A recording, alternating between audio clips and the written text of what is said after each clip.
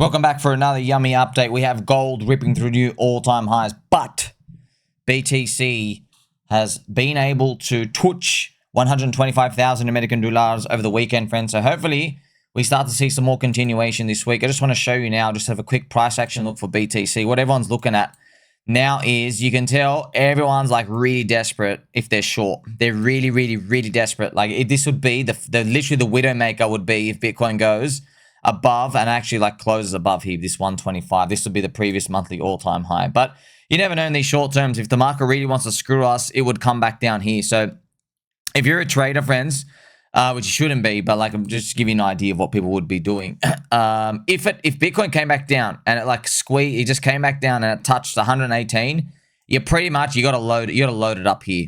You load it up here, maybe your stop is down here, and then maybe you'd play for 1, 2, or 3R or something out here. So that will be it. But there's no guarantee that it comes down there, because what we've actually been seeing is, this is interesting, I'll show you now, traders are really short. Like they're really short Bitcoin. Okay, I'm gonna give you a post update here just to give you an idea. This guy, one guy, friends, getting absolutely blown. This Noob whale that I reported, I think, on a few days ago. This Noob whale, friends, he is down a whopping $27 million on his Bitcoin short. Okay, and he just deposited another 15 million to avoid liquidation. So liquidation is the price. Liquidation price is the price where you're forced out. The exchange goes, I have to force you out because you're going to owe me money after that point. I've got to get you out. So he just deposited 15 million. His Bitcoin lick price is 130,000. Should we liquidate him? So this is actually real on-chain stuff. Now, whenever I post these, friends, some people always come out and they believe this is all a conspiracy, and they think it's all exchanges doing this to market things. Habibi, no, it's not, because an exchange doesn't want to show you that someone is literally losing 27 million. They want to show you that they're winning 27 million. Okay, this person's getting crushed, and we have on-chain points, on-chain data points. You can actually see it on-chain. This is verifiable on-chain. This is a real account. It's a real account. You can see it on-chain. This person on the account, we can see all the vaults moving and stuff out here. So they're real people, friends. They're real people, and they're real people getting absolutely obliterated. Thank you, Mr. J. Push and everyone out here. Oh, man, that feeling, fighting liquidation, adding more liquidity is so terrible. Glad I bought PulseChain. At least it's a slower death. So, woo! What are you smoking tonight, sir? Jeez.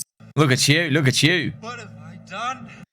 Well. So you just got to be careful, friends. During these times, you will start to see, like, remember, it's a bull market, even though it doesn't feel like it. I know all of the altcoins have been having like it feels like a slow death, but you will eventually, we've started to see when the PMI is going up at the same time, just these random attacks. The bull, that famous saying, friends, I always keep saying, you mess with the bull, you get the horns. Oh yeah, they'll actually come out.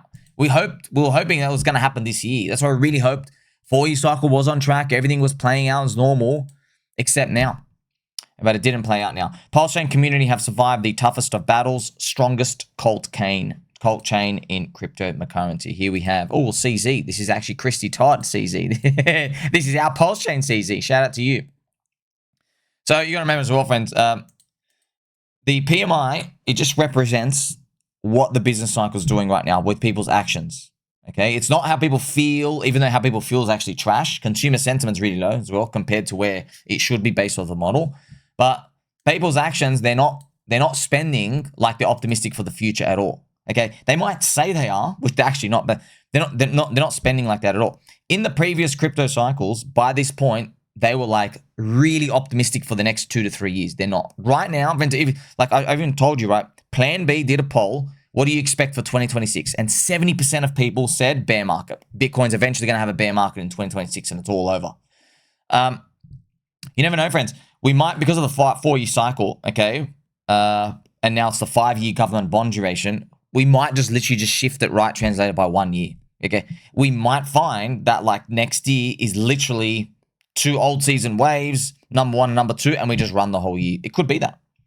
It could be that. But you know, you and I, it's not about guessing, okay? Because anybody can just guess, okay? I'm just waiting for euphoria. When you have Coinbase App Store ranking at 280, they still haven't banned government guys from owning stocks and stuff out here. Also have PulseChain getting donked and kaplonked.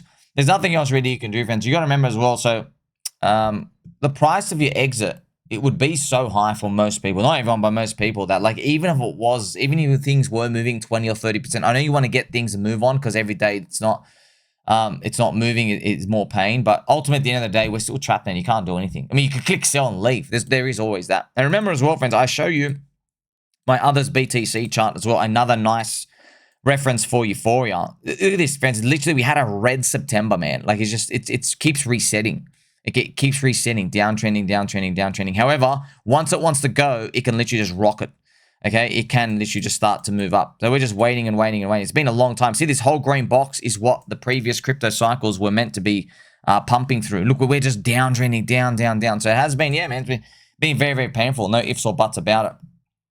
I want to show you this video, friend. This is an awesome, epic video. I won't be able to show you all of it, okay? But I've uploaded it here for you. Maybe I'll be able to show all of it to you. So this is the Tether CEO, Paulo, okay? And he's getting interviewed by Horny Bull. Of course, there was the panic in the market with Terra Luna. We had attacks from the industry. So actually from the institutional side. So this, friends, I'm not sure if you can actually hear that perfectly, okay? But Paulo, he speaks about 2022 and he confirms in 2022, there was an evil Scum hedge fund. And they actually went public. Their name's like 3T or T2. I forgot what their name was. An evil Scum hedge fund. They tried to take Tether to zero. Okay, now this is going to be useful for pDAI and PulseChain. Okay, so they tried to take Tether to zero. So what happened is, Terra Luna, the UST went down. Okay, they pretty much got obliterated. The bid fell out. Okay, because what actually happened was, I didn't know this, but now it's good information to know. So Paulo actually says every bank run in history. So most banks, they have about 10% of their reserves that they can pay out before a bank run. About 10%. Okay. And he says there's some examples of banks actually, when they have like, you know, an attack that tries to drain more than 10%, the bank run occurs. Okay. Now, what I want to show you is, if you go to Tether's market cap in 2022, they were at 83 billion. All right. So what actually happened was I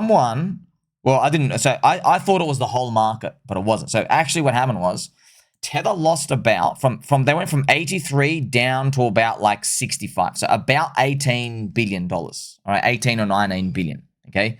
I thought that was the whole market. I thought that was just everybody panicking from Luna. No. He actually reveals one of these scum institutional funds, okay, these subhuman filth trash, however, game is game, you know what I mean? Like, someone's going to try it. They borrowed 17 billion Tether. They borrowed it and then they dumped it at the market to try crack the peg, okay? So they would borrow it off someone and they get short. They'd borrow, get short, borrow, get short. And they kept hitting it down. I remember watching as it was happening. I remember having a heart attack. I'm not joking. I almost had a heart attack in my chair. Because if they took Tether down, it was literally game over. You got to remember, that means Binance, all of these exchanges that have to, like, it's the biggest stablecoin. Yeah, there was no USDC and everything back then. BUSDC was still trash, even though it did peg. But it was just like, man, that would have been one hell of that. It was game over already. I was like, oh my gosh. So that might have meant that would have nuked, like, we already nuked the industry. That would have been a literally nuclear holocaust, okay? Because every single exchange, oh my gosh, that would have been disastrous. So he explains they targeted Tether to create a death spiral. And this is where it gets amazing. So Tether, if you do, so why did they borrow 17 billion? Why that number? Well, it was because they knew, so these hedge funds know, to cause a bank run, you need to get 10% of their market cap assets and try to withdraw instantly. 10%. That causes the bank run. You run out of money. So what these nasty scum did is they wanted to be sure. They go, okay, if we need 10%, I want to make sure I send Tether to zero and kill the whole crypto industry. So what these scum did was, friends, you never know, they could have been funded by, they probably were funded by the deep state somewhere. Some sort of banking insider scum told them, yeah, let's do this. Okay. And they did it. So what they did is, okay, they didn't borrow 10% of Tether, which would have been 8 billion. okay, it would have been 8.3 or 8.5 billion. I think it was 8.5. Yeah. It was interesting. They did exactly 20%. That's how I looked at the numbers. I was doing the ratios in my head. I'm like, interesting. Why the number 17? And it was an exact 20% of 85 billion. Okay, 20%. So that's why they did it. They borrowed literally 17 billion. Don't even know how they got all of it. And guess what? They were borrowing it at 12% per year. That's wild. They were literally borrowing at 12% per year, but they didn't care because they're trying to send this thing to zero, right? So they took all of it, and then that's what they start. They dump $1 billion, and so they send it down, and then market makers use their ammo, and then they dump another $1 billion and more. But guess what ended up happening? Tether became the first financial institution in the world, in history, that could honor 30% of market cap redemption. The first in the world. So they literally, so they attacked them like 20%. I think after that was the rest of the market people panicking after that. That's wild. So it's literally the first in history. And to crypto, it's weird. That's awesome that crypto was able to do this, right? Also, like, thank God that they were not running a Ponzi, okay? They were able to honor all of this, right? But this is why it's interesting for PulseChain and pDAI, because trust me, I learned this too. I had no idea that. I'm like, well, what is a bank run historically? How much money do you actually need? So if pDAI, the prophecy completes, like, we all think that you need all the money in there to redeem. You actually don't. If the PulseChain pioneers of the 44 billion pDAI, if the PulseChain pioneers own 40 billion, so then there's only $4 billion of us, normies in PulseChain to worry about, okay? But we all assume everyone's just going to cash it out and dump. No, that's a bank run. Like, that's bank run levels if everyone actually did that. And yeah, you do have to accommodate for it, I guess. But it's not like one and done and what we think. Which it is very interesting with that. So a lot of these companies, they're running in Ponzi territory. It's just that they don't get tested. But you can't have a bank run in fiat currency because they just keep printing it. Yeah, that's nothing. They just they print the currency. There's internet, there's phone lines and stuff out here, right? So it's going to be interesting how we see the rest of this story play out, So it's an interesting lesson just to keep in mind. So our minds keep blowing, and like stablecoin, super cycle, and all these are going to keep pushing on through, okay? So where are we going to go from here? Well, we have pretty much, friends, Bitcoin on its weekly chart. This is very nice on its weekly. It's right here, okay? This week is going to be very telling with how this thing pretty much completes. What are we going to do here? Like, friends, this is the highest weekly close in Bitcoin for its history. Okay, it's literally the highest weekly close. It's made a new all-time high. You can actually see it here. So this next move, I think we're going to, we're going to see people carried out. They're going to be absolutely destroyed by their shorts in the next part. Because what ends up happening, this is what markets do, right? The longer the painful period, the more people are inclined to become traders.